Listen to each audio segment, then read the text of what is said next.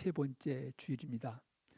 그동안 우리가 익숙하게 잘 알고 있는 데살로니가전서 5장 16절부터 18절의 말씀을 중심으로 예수 그리스도 안에서 우리를 향한 하나님의 뜻이 무엇인지를 함께 생각해 오고 있습니다.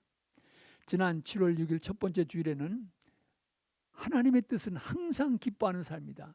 항상 기뻐하라는 말씀 우리가 생각해 보았습니다. 여러분, 하나님은 우리 인생이 기쁘게 살아가기를 원하십니다. 기쁜 일이 있을 때만 기뻐하는 게 아니고 항상 기뻐하라고 말씀하세요. 여러분, 어떻게 항상 기뻐하며 살아갈 수 있습니까? 사람이 살다가 보면 슬픈 일도 있고 가슴 아픈 일도 있는데 어떻게 항상 기뻐하며 살 수가 있습니까? 이 말씀은 실천이 불가능한 그런 비현실적인 말씀입니까? 이 항상이란 말이 우리에게 도전이 되는 거지요. 그런데 이런 삶을 위해서는 무엇보다도 먼저 기본 기초 작업이 필요한데 하나님께로 돌아가야 됩니다. 왜냐하면 우리 인생의 진정한 기쁨과 평안은 하나님 안에서만이 발견되기 때문입니다. 그렇기 때문에 이 관계가 새롭게 회복되지 않으면 어떤 세상의 기쁨과 일이 있다 할지라도 우리에게 영원한 기쁨을 줄 수는 없습니다. 그리고 우리가 인생을 살아가면서 기쁨을 빼앗아가는 염려와 걱정, 근심, 이거가 문제 해결하는 건 아니잖아요. 어떤 때 우리가 앞당겨서 미리 걱정하지요. 이 모든 염려를 주님 앞에 내려놓고 또 주님께 맡기라. 성경은 그렇게 권고하고 있습니다. 그러나 이것만으로는 부족합니다. 주님께서는 우리에게 진정한 평안을 주시겠다고 약속하셨습니다. 우리가 마음을 열고 주님 안에서 하늘이 내리는 주님께서 주시는 이 평안을 맛보면 우리는 정말 기쁘게 인생을 살아갈 수가 있습니다. 지난주에는 쉬지 말고 기도하라는 말씀을 우리가 함께 생각해 봤습니다. 여러분, 지음받은 우리 인생은 특별히 예수 그리스도 안에서 새로운 생명을 찾은 우리는 하나님의 자녀이기 때문에 하나님과 우리와의 관계는 끊어지는 관계가 아닙니다. 자녀와 부모와의 관계가 끊어지지 않는 것처럼 우리 인생은 결코 끊어지지 않습니다. 관계는 끊어지지 않습니다. 언제 어떤 상황 속에 있어도 우리는 하나님 앞에 나갈 수가 있습니다. 기도가 뭡니까? 이 기도는 바로 이렇게 살아계신 하나님과의 교제이며 관계입니다. 기도는 또한 우리가 시간과 장소를 구별해드리는 그 기도뿐만 아니라 그 외에도 다양한 형태로 언제 어디서나 우리는 기도할 수 있습니다. 쉬지 말고 기도하라는 말씀은 살아계신 하나님과의 교제가 24시간 어느 상황 어떤 속에서도 열려 있어야 된다. 그런 말씀으로 이해할 수 있습니다. 이렇게 하나님과의 친밀한 교제를 하나님은 원하고 계십니다. 이렇게 주님과 친밀한 교제 속에 살아가는 삶, 이것이 하나님께서 우리 향해 갖고 계신 뜻이라 이런 말씀을 드렸습니다. 오늘은 본문 5장 18절의 말씀 범사에 감사라라는 말씀을 생각해 보시겠습니다. 지난 두 주의 설교에서 말씀을 생각할 때마다 부딪혔던 질문은 이 본문 속에서 같이 나타납니다. 범사에 감사라, 모든 일에 감사라. 이게 어떻게 가능합니까? 감사할 만한 일이 있을 때 감사하는 거지. 이게 우리의 인간 상식 아닙니까?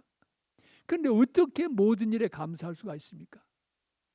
특별히 고난과 아픔과 역경이 찾아올 때 어떻게 하나님 앞에 감사할 수 있습니까? 눈을 뜨면 닥쳐오는 아픔과 고통이 기다리고 있는데 어떻게 이 고난의 밑바닥 속에서 하나님 앞에 감사할 수 있습니까? 이 말씀은 과연 실천 가능한 말씀입니까? 비현실적인 실현 불가능한 말씀은 아닙니까? 역시 먼저 드리고 싶은 말씀이 있습니다. 여러분, 우리가 감사라고 하는 것은 그리스도인의 삶의 가장 근본적인 기초이고 기본입니다. 예수님 안에서 새 생명을 찾은 그리스도인의 삶은 바로 감사의 삶입니다. 아니, 감사의 삶일 수밖에 없습니다. 왜냐하면 나라는 존재가 있게 되었다고 하는 것, 태어나게 되었다고 하는 것, 이거 하나님의 선물입니다. 태어날 때 우리 모두는 동전 한 개 가지고 오지 않았습니다. 그런데 그래도 우리는 여기까지 살아온 것입니다. 특별히 우리는 예수님 때문에 우리의 인생이 변화된 삶을 살게 되었습니다. 찬송가 305장 Amazing Grace, 놀라운 주님의 이 은혜의 찬양의 가사에 있는 것처럼 잃었던 생명 찾았고 광명, 빛을 찾은 우리들입니다. 우리는 이제 얼룩진 과거가 그리스도의 은혜 안에서 용서함 받고 새로운 인생, 하나님의 아들과 딸이라고 하는 새로운 스테이터스, 신분을 가지고 인생을 살아가게 되었습니다. 그리고 인생의 마지막 대적인 죽음이 찾아와도 우리에게는 희망이 있습니다. 왜요? 이 하나님과의 끊어지지 않는 사랑의 관계 때문에 죽음이 찾아와도 우리는 희망이 있습니다. 내일 있는 사람들입니다. 이 모든 것은 바로 하나님께서 값없이 우리에게 주시는 선물입니다. 우리가 노력한 대가로 얻는 결과물이 아니라는 말씀입니다. 하나님께서 이 귀한 선물을 약속해 주셨는데 믿음으로 받은 것입니다. 그러기에 이것은 정말 우리는 감사할 수밖에 없는 것이 우리 인생의 본질인 것입니다. 그러기에 그리스도인의 삶은 처음도 마지막도 감사입니다. 감사는 그리스도인의 삶의 알파와 오메가가 됩니다. 하나님께서는 우리를 모든 일에 감사하는 삶으로 부르셨습니다. 그러기에 사도 바울은 그의 편지 골로새서 3장 15절 이하에서 감사하는 사람이 되십시오 이렇게 권고하고 있습니다. 또 오늘 본문 말씀 속에서 모든 일에 감사하십시오. 이것이 그리스도 안에서 여러분에게 바라시는 하나님의 뜻이다. 감사하는 삶이 하나님이 우리에게 원하시는 삶이라고 하는 것입니다. 그리고 또 한 가지는요, 감사는 우리 인생이 행복하게 삶을 살아가는 하나의 비결입니다. 주님께서 주신 처방이에요. 감사가 우리의 인생 속에 살아있으면 우리는 행복한 인생을 살아갈 수 있습니다. 살만 나는 인생의 길이 열려지게 됩니다. 감사는 행복을 전염시키는 바이러스입니다. 여러분 부부 사이에서도요, 서로가 고마워할 수 있다면 거기 행복이 깃들지 않겠습니까? 꼭 비싼 선물 줘야만 거기 감사하고 행복한 것입니까? 서로가 고마울 수 있다면 나하고 결혼해 준 거 고맙지, 이렇게 살아온 거 감사하지, 이렇게 서로 고마워할 수 있다면 거기 행복이 있는 것 아닙니까? 고맙습니다. 나는 다시 태어나도 당신과 함께 결혼할 거요. 이런 말을 들으신다면 기분이 어떠시겠습니까? 물론 배우자가 누구 마음대로 그러면 이제 문제는 좀 복잡해지지요. 예? 여러분 이 범사에 감사하는 삶을 위해서 우리가 이 감사의 삶 몇 가지로 이제 생각해 볼 수 있습니다. 첫째 단계는 감사한 일이 있을 때 감사하는 거예요. 예? 감사는 있을 때, 병이 나았을 때, 사업이 잘 될 때, 문제가 해결되었을 때 우리는 감사합니다. 여러분 이런 감사도 대단히 중요한 시대를 맞이했습니다. 왜냐하면 우리 그리스도인들이 주님 앞에 드리는 감사 이유가 분명한데도 감사를 잃어가고 있기 때문입니다. 누가복음 17장에 보면 예수님 앞에 나와 고침받은 한센병 환자 10명의 이야기가 나옵니다. 여러분 이 고침받은 10명 가운데서 몇 사람이 주님 앞에 돌아와 감사했습니까? 유대 사람들이 천히 여기는 사마리아 사람, 사마리아의 한센병 환자, 그 사람 한 사람만 돌아와서 주님께 감사했습니다. 이 이야기는 2000년 전 예수님 시대 이야기만은 아닙니다. 오늘 우리도 마찬가지입니다. 우리도 감사를 잃어가는 삶을 살고 있습니다. 특별히 가방 몇 개 들고 이 땅에 찾아와서 그래도 오늘 우리가 이 땅에 뿌리를 내리고 이만큼 살게 된 우리들은 신명기 8장 11절 이하의 말씀을 특별히 잊지 말아야 됩니다. 모세는 이제 가나안 땅을 향해 나가는 이스라엘 백성들이 이렇게 권고합니다. 너희들이 그 땅에 가서 좋은 집 짓고 편안히 잘 살게 될 때 하나님 잊어버리지 않도록 해라. 그리고 또 한 가지 너희들이 분명히 기억할 것은 내 힘으로 내 능력으로 이루었다고 생각하지 말아라. 왜냐하면 그것을 이룰 수 있는 능력을 누가 줬느냐? 그 능력도 하나님 주신 거 아니냐? 그러기에 하나님께 대한 감사를 잃지 말라고 이스라엘 백성들에게 당부하고 있습니다. 여러분 우리 대한민국 요즘 보면 잘 나가는 것 같아요. 정치 빼놓고는 잘 나가는 것 같아요. 예? 뭐 K-팝, K-푸드, 뭐 K 코스메틱 화장품도 요즘 아주 잘 나가고요. 예? 요즘 또 의사 K 메디신 또 K 방위산업이 또 얼마나 잘 나갑니까, 그죠? 여러분 이게요 세계 역사 이렇게 조그만 나라가 이 역사에서 이렇게 앞장서 나간 예가 별로 없어요. 제가 기억은 없어요. 이게 그냥 우리 한국 사람이 열심히 똑똑해서 이룬 업적이라고 생각하십니까? 저는 그렇게 보지 않습니다. 이 역사의 흐름 속에서는 하나님의 은총이라고 생각해요. 그런데 만일 대한민국 백성들이 이 같은 하나님의 은혜를 잊어버린다고 하면 하나님께서 얼마나 가슴 아프시겠습니까? 하나님께서 주는 은총의 기회인데 미국 땅도 마찬가지입니다. 그 어느 나라보다도 풍요한 이 땅이 하나님의 은혜를 잊어버리고 만다면 하나님의 마음이 얼마나 아프시겠습니까? 불행하게도 오늘 우리는 감사의 흉년 시대를 살아가고 있습니다. 하나님을 향한 감사는 물론이거니와 우리가 서로 인간과 인간 사이의 감사도 점점 이루어져 가고 있습니다.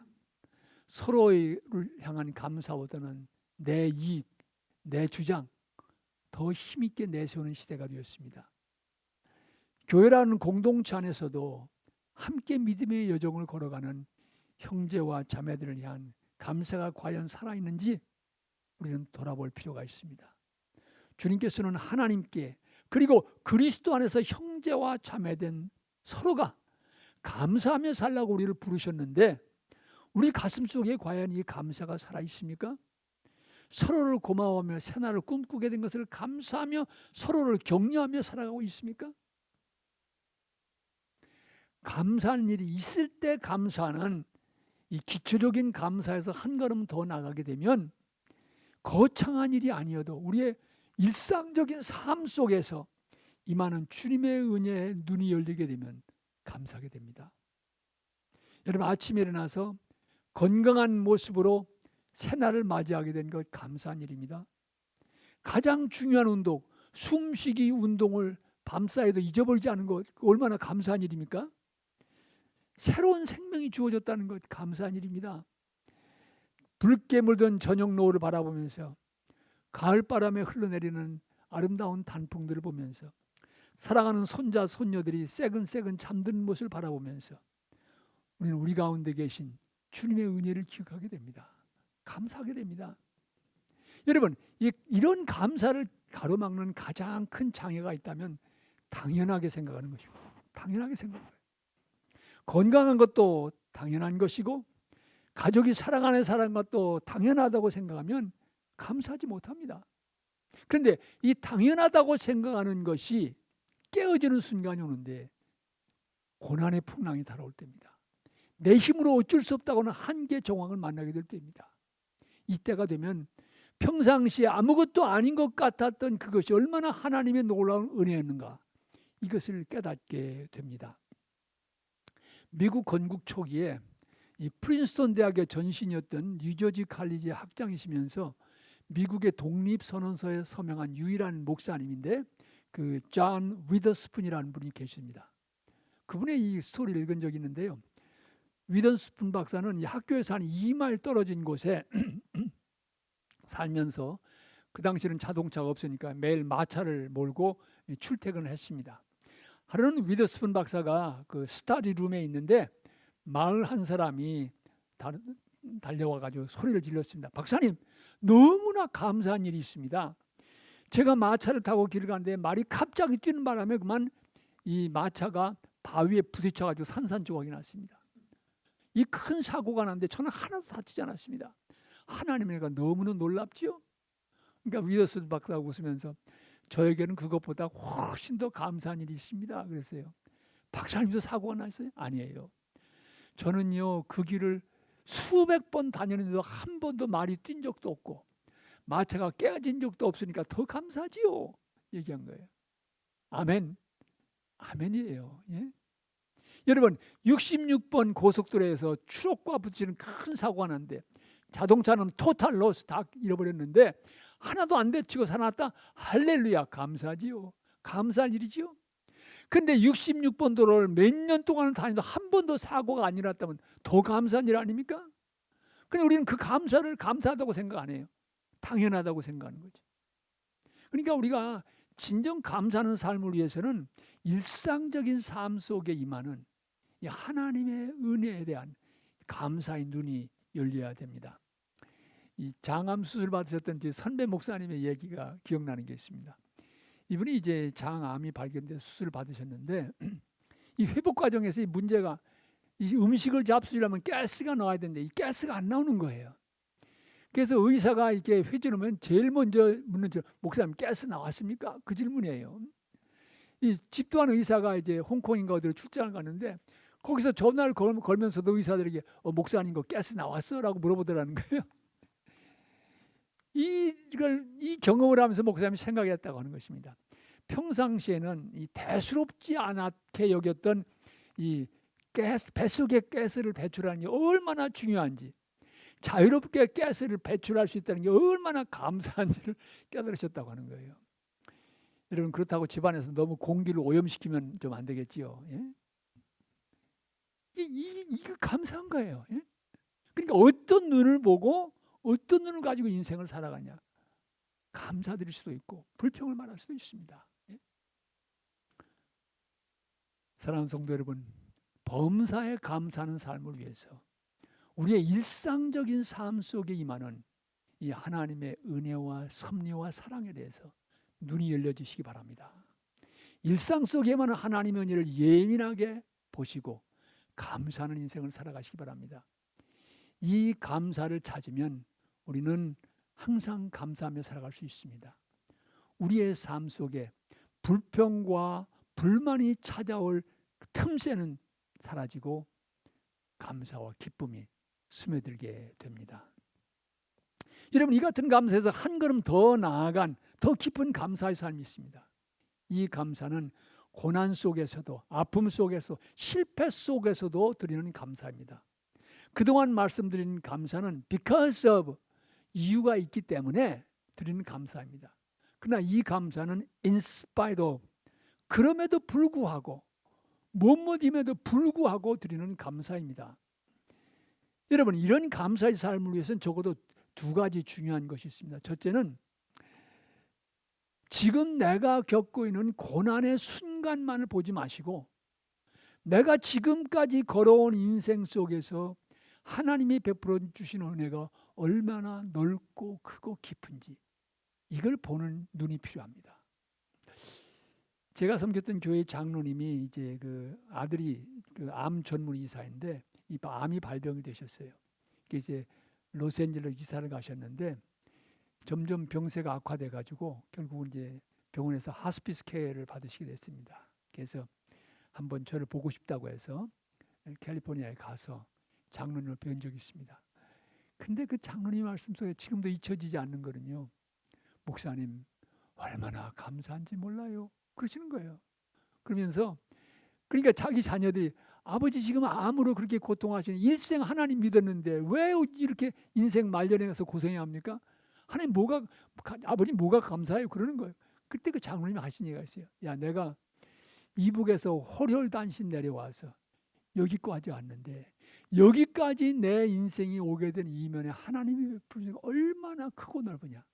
지금 내가 암으로 고통하는 것은 점 하나에 불과한 거야. 그러니까 점 하나 때문에 큰 하나님의 은혜와 사랑을 잃어버린다면 이건 아니지. 그러기에 그 고통 속에서도 하나님 앞에 감사하지 말씀할 수 있는 것입니다.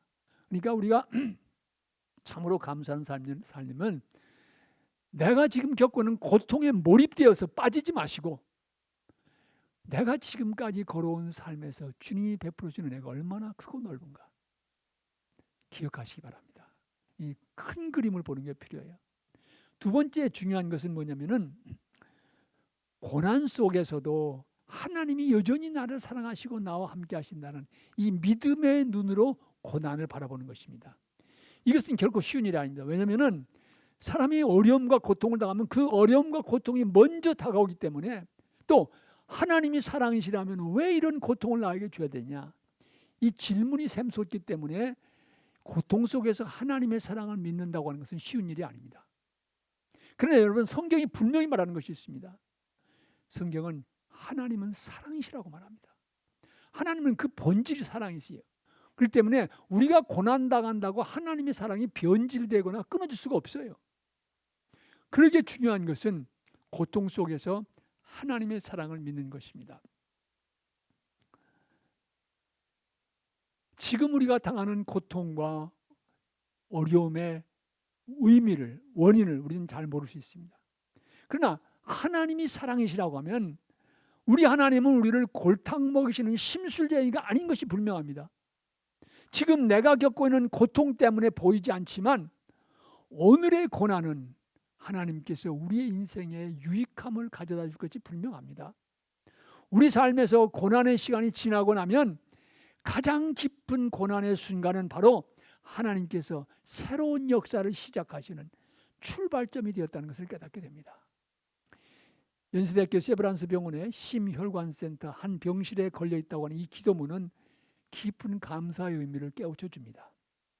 하나님, 때때로 병들게 하심을 감사합니다.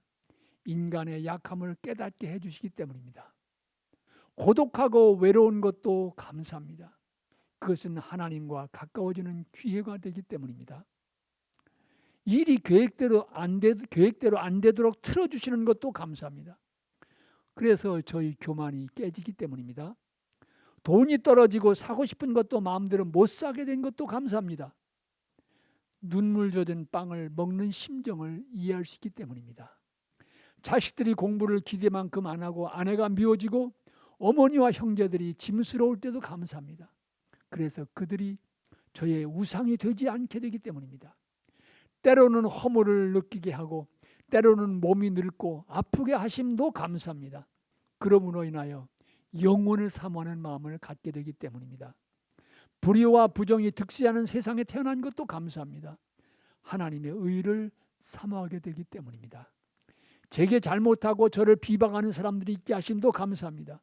그럴수록 더욱 겸손해지고 더욱 노력하기 때문입니다. 어젯밤 잠 못 이루고 지쳐있게 한 것도 감사합니다. 그래서 병들고 고통받는 이웃들을 위해서 기도할 수 있었기 때문입니다. 하나님, 그럼에도 불구하고 제게 감사할 수 있는 마음을 주신 것 더욱 감사합니다. 아멘. 깊이 있는 감사의 모습입니다. 어떤 어려움 속에서도 감사는 깊은 믿음의 고백입니다. 결국 범사에 감사하는 삶은 우리가 인생과 현실을 바라보는 우리의 눈이 변화될 때 시작될 수 있습니다. 하나님의 변함없는 사랑에 대한 믿음의 눈으로 삶의 현실을 바라보게 되면 고통 속에서도 아픔 속에서도 어떤 환경 속에서도 우리는 함께 하시고 새날을 열어주시는 감사는 하나님께 감사하는 삶을 살 수 있습니다. 어느 마을에 할아버지 한 분이 사셨는데 그분의 별명은 감사할아버지예요. 감사할아버지. 왜냐하면 무슨 일만 하는데 감사합니다. 감사합니다. 이러면서 하시는 거예요. 근데 하루는 이 할아버지가 시골에 마차를 끌고 가시다가 그만 바퀴 하나가 수렁에 빠졌어요. 그러니까 할아버지가 감사합니다. 그러니까 지나가던 사람이 할아버지 마차 바퀴가 수렁에 빠졌는데 뭐가 감사합니까? 그랬더니 그 할아버지 하는 말씀, 여보시오, 바퀴 2개가 빠졌더라면 큰일 날 뻔했는데 하나만 빠졌으니 감사하지요. 예? 여러분, 이런 눈으로 인생을 살아갈 수가 있는 거예요. 예? 이런 눈으로 인생을 살아가는 사람은 세상에 감당 못해요. 예? 감당할 수 없는 사람입니다. 고난 속에서도 아픔 속에서도 실패 속에서도 감사하며 살아갈 수 있습니다. 여러분, 괴롭지 않아서가 아닙니다. 아프지 않아서가 아닙니다. 괴롭고 아파도 그 고난 속에 함께 하시는 하나님의 사랑 때문입니다. 이 하나님의 사랑에 대한 믿음의 눈으로 고통의 현실을 바라보게 되니까 이 고난 속에서 일하시는 하나님의 은혜의 손길이, 역사의 손길이 보여지기 때문입니다. 그 사랑 때문에 우리는 아직 희망이 있음을 깨닫게 되기 때문입니다. 주님께서는 이 깊은 감사의 인생, 모든 일에 감사하는 삶을 살라고 우리를 부르셨습니다. 범사에 감사라고 하는 이 말씀은 우리 인생이 보람있고 행복한 삶을 살아가기를 원하시는 하나님의 처방입니다. 사랑하는 성도 여러분, 범사에 모든 일에 감사라고 하는 주님의 말씀 앞에서 우리의 가슴에 감사의 샘이 메말라 있지 않은지 한번 살펴보십시다. 만일 감사의 샘이 메말라 있다면 다시 깊이 파서 감사의 샘물이 흘러 넘치도록 하십시다. 일상 속에서 또 고난 속에서도 감사를 잃지 않는 범사에 감사라고 하는 이 하나님의 뜻에 순종하는 삶을 살아가십시다. 감사는 그리스도인의 삶의 처음과 나중, 알파와 오메가입니다. 우리가 인생을 마감하는 그 마지막 순간에도 남길 수 있는 말이 있다면 그것은 바로 감사할 말입니다. 감사의 고백입니다. 독일 어느 병원 수술실에서 있었던 이야기입니다. 한 환자가 이 혀에 암이 발병이 돼가지고 계속 악화돼가지고 할 수 없이 혀를 절단하는 수술을 받게 됐습니다. 수술하는 아침 집단 의사가 수술대에 누워있는 환자에게 말합니다. 선생님, 오늘 수술을 받으시면 아마 남은 생애 동안 선생님은 말씀을 못 하실 것입니다. 그러니 마지막으로 하시고 싶은 말씀이 있으면 이 시간 하시지요. 둘러섰던 스태프들도 참 나라면 저런 상황 속에서 무슨 말을 마지막으로 할 수 있을까? 라고 정말 깊은 침묵 속에서 생각하고 있었습니다. 이 환자는 눈을 감더니 잠시 있다가 두 눈에서 눈물이 주르르 흐르면서 이 말을 마지막으로 남겼습니다. 주 예수여 감사합니다. 주 예수여 감사합니다. 주 예수여 감사합니다. 이 말이 그가 혀가 잘리기 전에 마지막으로 남긴 말이었습니다. 아멘. 아멘.